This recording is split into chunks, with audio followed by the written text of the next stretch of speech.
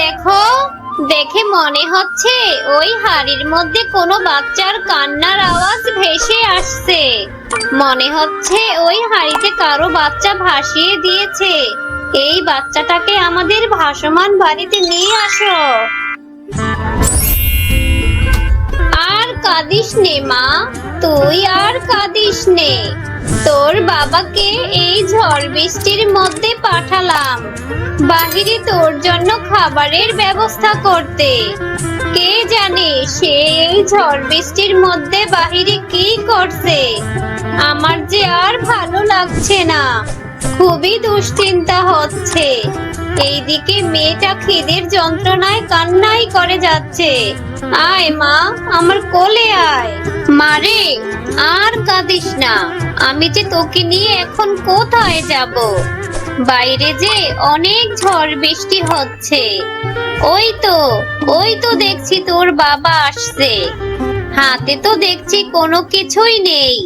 তাহলে কি মেয়েটার জন্য কোনো খাবার আনেনি? ওগো, তুমি এত দেরি করলে কেন? মেয়েটা যে খিদের যন্ত্রণায় ছটফট করছে। ওর কান্না আমি কিছুতেই থামাতে পারছি না। শেফা, আমি কি ইচ্ছে করে খালি হাতে এসেছি? আমি কোনো খাবারের ব্যবস্থা করতে পারিনি। আমি কোথাও থেকেও একটু টাকার ব্যবস্থা করতে পারিনি। বাহিরে যে অনেক ঝড় বৃষ্টি হচ্ছে।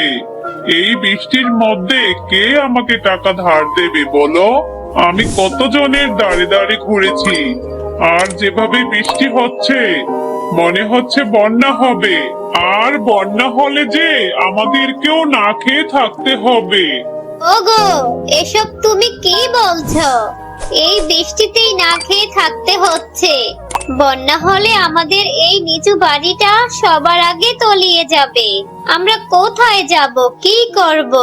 পাশের গ্রামে বাস করত মন্টু শিয়াল ও মুন্নি শিয়ালিনী। তাদের ছিল ছোট্ট একটি মেয়ে। ওগো, যেভাবে বৃষ্টি হচ্ছে, আমাদের কলা বাগানের কি অবস্থা তুমি কি দেখেছো? এভাবে বৃষ্টি হতে থাকলে তো আমাদের কলা বাগানে পানি জমে কলা গাছগুলি নষ্ট হয়ে যাবে। আর আমাদের জমির সবজিগুলিও নষ্ট হয়ে যাবে। তুমি যাও না, সেগুলি গিয়ে একটু মেরামত করো। হ্যাঁ গো, সেটা তো আমি ভেবে রেখেছি। পাশের গ্রামে নাকি বন্যা হয়েছে। আমাদের জমির যে ফসলগুলি হবে, সেই ফসলগুলি পাশের গ্রামে বন্যার্থদের বিলিয়ে দেব। আর যে কলা গাছ আছে, ওই কলা গাছগুলি কেটে আমরা একটা কলা গাছের বাড়ি বানাবো। হ্যাঁ গো, তুমি তো মন্দ বলনি। পাশের গ্রামে যে বন্যার্থরা আছে, তারা না খেয়ে আছে। আমাদের ফসলগুলি দিলে ওরা খেয়ে বেঁচে থাকতে পারবে। আর যদি একটা কলা গাছের বাড়ি করে দেওয়া হয়, তাহলে সেই কলা গাছের বাড়িটা তো বন্যার পানিতে ডুববে না। আর তখন আমরা অনেককেই আমাদের বাড়িতে ঠাঁই দিতে পারবো।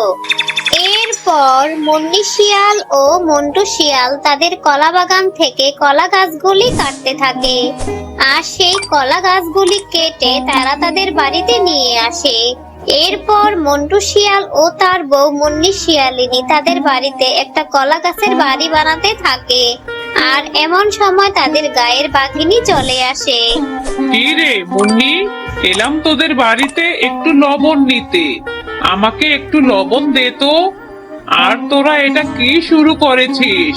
তোরা দেখছি কলা গাছ দিয়ে আবার ঘর করছিস।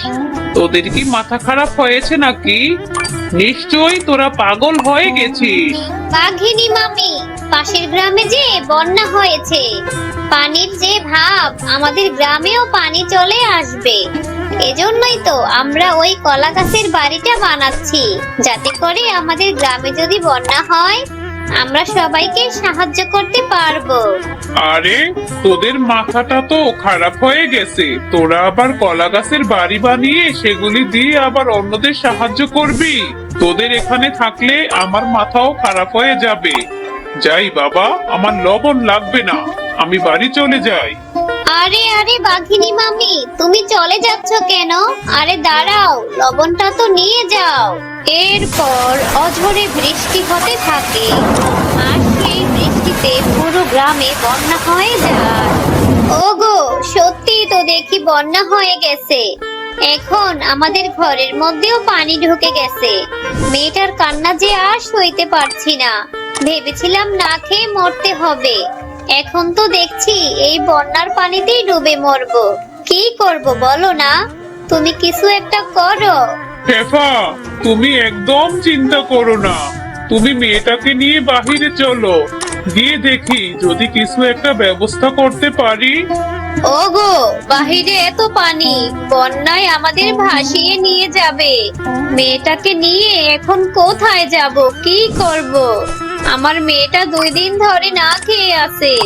এভাবে চলতে থাকলে যে আমার মেয়েটা মরে যাবে। আমরা এখন কোথায় যাব? হে সৃষ্টিকর্তা, আমাদেরকে সাহায্য করো।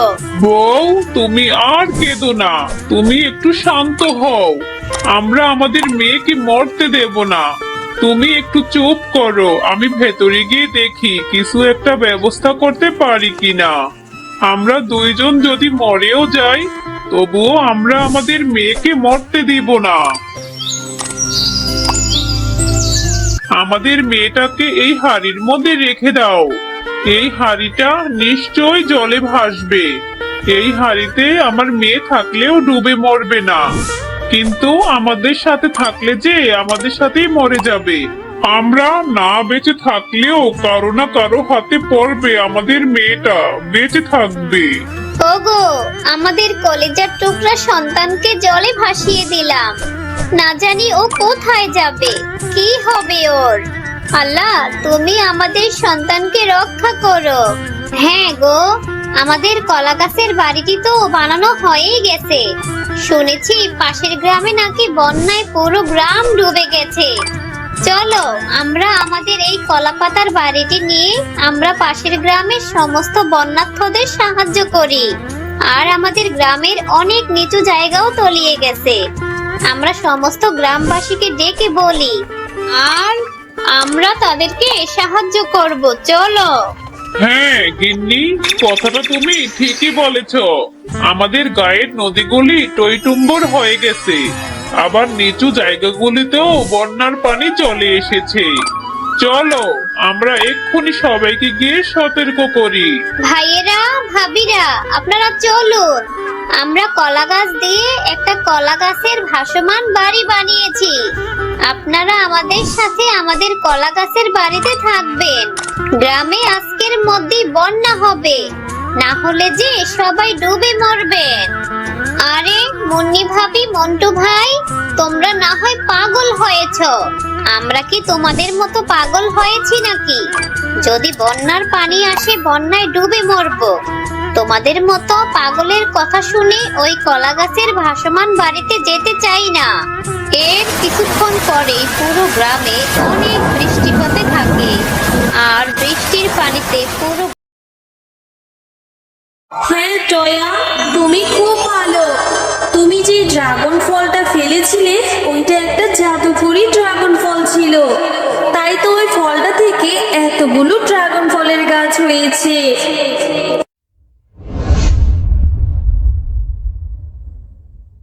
টয়া, আমি রিমাকে নিয়ে একটু বাজারে যাচ্ছি, দেখি আমার মেয়েটার পছন্দ করা কিছু জামা কাপড় কিনে দেব।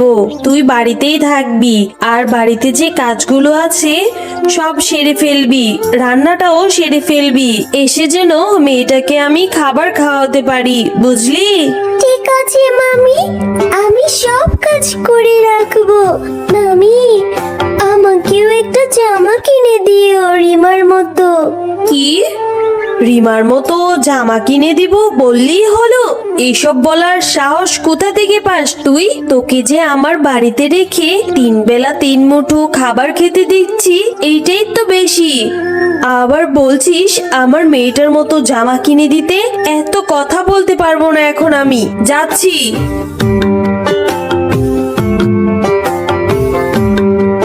মামি তো মাত্র বাজারে গেল, আসতে তো দেরি হবে।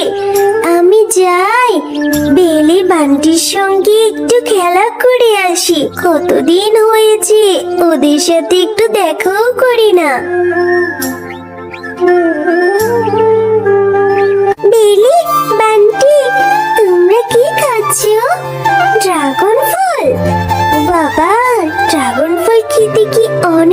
মজা, আমি কোনোদিন ড্রাগন ফল খাইনি।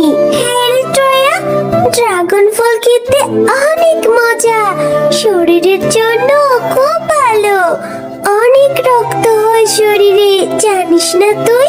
হ্যাঁ রে বেলি, আমি তো জানি, আর অনেকেরই খেতে দেখেছি, কিন্তু কি করব বল, আমারও না খুব খেতে ইচ্ছে করে রে, কিন্তু আমার তো আর বাবা মা নেই, খেতে ইচ্ছে করলে কে বা আমাকে কিনে দেব বল?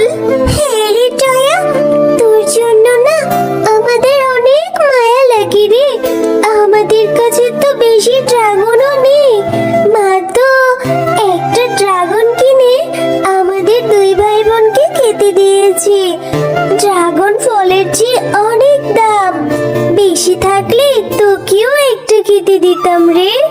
না রে বেলি, আমি তো ড্রাগন ফল খেতে আসিনি, মামি একটু বাজারে গেছে, সেই সুযোগে তোদের সঙ্গে একটু খেলা করতে আসলাম, অনেক দিনও হয়েছে, তোদের সাথে তো কোনো দেখা সাক্ষাৎই আমার হয় না। হ্যাঁ রে, কিভাবে দেখা করবি, তোর মামি তো তোকে অনেক কাজ করায়, তুই তো কাজ করতে করতে একদম সময় পাস না, আমাদের সঙ্গে কিভাবে খেলা করবি? ঠিক আছে রে বিলি বান্টি, তোরা বাড়িতে যাস, আমি এখন যাচ্ছি, অনেক দেরি হয়েছে এখানে যে এসেছি। ঠিক আছে টয়া, তুই তাড়াতাড়ি চলে যা, তোর মামি যে আবার দেরি করলে তোকে মারবে। কি ব্যাপার, এই মেয়েটাকে আমি বাজারের সময় বলে গিয়েছি, এসে যেন দেখি রান্না বান্না সব করে ফেলেছে, কিন্তু ঘরের কাজ একটাও করেনি, এখান থেকে খুঁটা ওইখানেও নড়ায়নি। আজকে আসুক, ওকে আজ এরকম শিক্ষা দেব, কাজে ফাঁকি দেওয়ার হাড়ে হাড়ে টের পাবে। মামি, কি হয়েছে, এত বকছো কেন? আমি এখনই সব কাজ করে ফেলছি। কি হয়েছে মানে? আমরা সেই কখন বাজার থেকে এসেছি, এসে দেখলাম রান্নাঘরে এখনো উনুন জ্বলেনি। কেন রে, কোথায় গিয়েছিলি? পাড়ায় পাড়ায় ঢিং ঢিং না করলে কি তো আর পেটের ভাত হজম হয় না? দাঁড়া, আজকে তোকে আমি এমন মার দেব যাতে আর কখনো আমি বাড়িতে না থাকলে কাজে ফাঁকি দেওয়ার সাহস না পাস। মামি, আমাকে আর মেরো না মামি, আমার যে খুব লাগছে, আমাকে ছেড়ে দাও, আমি আর কখনো এরকম করবো না।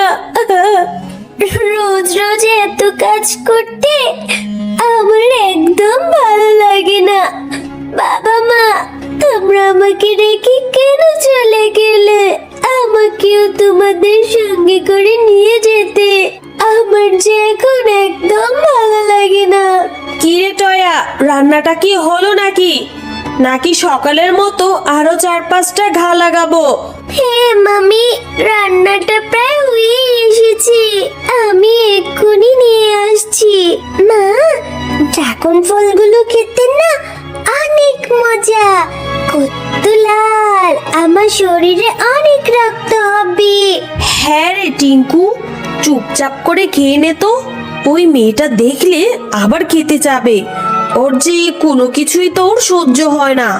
টিঙ্কু বোন, তুই ড্রাগন ফল খাচ্ছিস? মামি, তুমি টিঙ্কুকে ড্রাগন ফল এনে দিয়েছো, আমাকে একটু দেবে? আমি কোনোদিন ড্রাগন ফল খাইনি, একটুখানি খেয়েই দেখবো ড্রাগন ফলটা খেতে কেমন মজা। দেখেছিস, মাত্রই বললাম যে এসে ভাগ বসাতে যাবে, বলতে না বলতেই এসে পড়লো। কেন রে, তোর জ্বালায় কি আমি আমার মেয়েটার পছন্দ করা কোনো খাবার এনে খাওয়াতে পারবো না? সব সময় শুধু তুই আমার মেয়েটার সঙ্গে জুড়া দিস। আমার মেয়েটা এমনিতেই অসুস্থ, ডাক্তার বলেছে ড্রাগন ফল খাওয়াতে, তাই আমি এত দাম থাকা সত্ত্বেও আমার মেয়েটাকে একটা ড্রাগন ফল এনে দিয়েছি। তুই আবার এখানেও ভাগ বসাতে চাস? যা এখান থেকে, পুকুর ঘাট থেকে 1 কলস পানি নিয়ে আয়।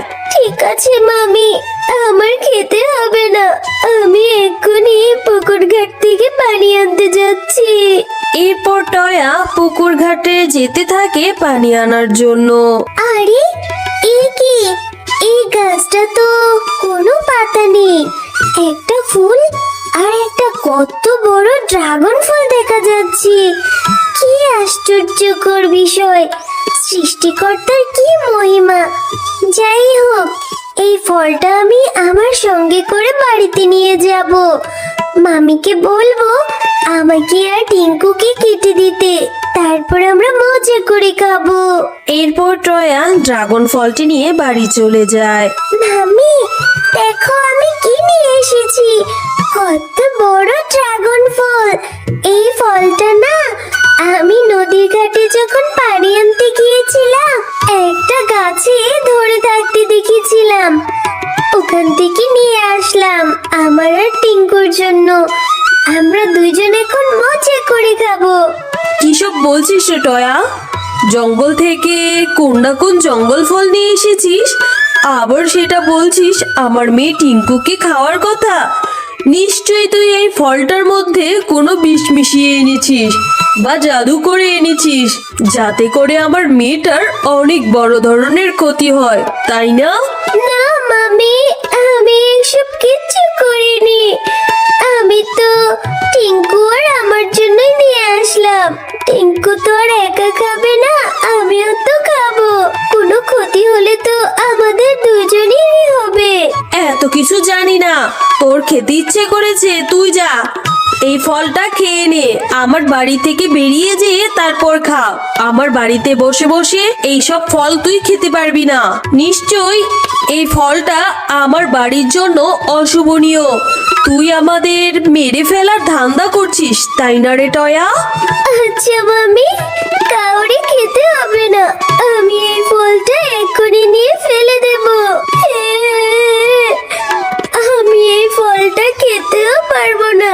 মামি কত কিছুই না বললো, আমি কেন টিঙ্কুর ক্ষতি চাইবো? টিঙ্কু যে আমার ছোট বোন। হে সৃষ্টিকর্তা, আমাকে তুমি এত দুঃখের মধ্যে কেন ফালালে? আমার যে এখন আর একদম ভালো লাগে না। বাবা মা, আমাকে তোমার সাথে করে নিয়ে যাও না। আমি এই ফলটা খাবোই না, এক্ষুনি পানিতে ফেলে দেব। এরপর টয়া পানিতে ফলটা ফেলে দেয়।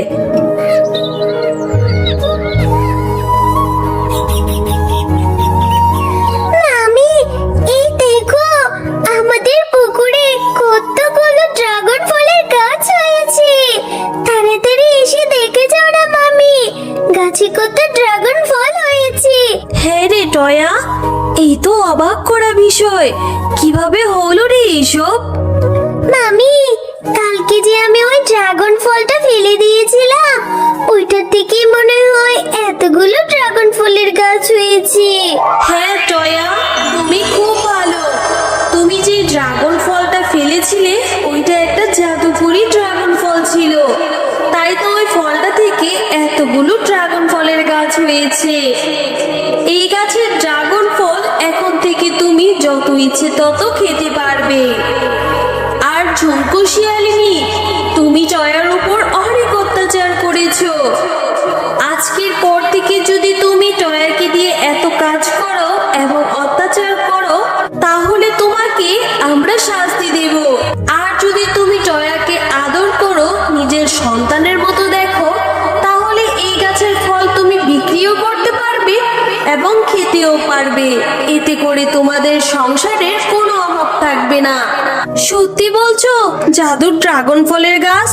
ঠিক আছে, আমি এখন থেকে টয়াকে আমার নিজের মেয়ের মতো আদর করব, ওকে আর কখনো অত্যাচার করব না।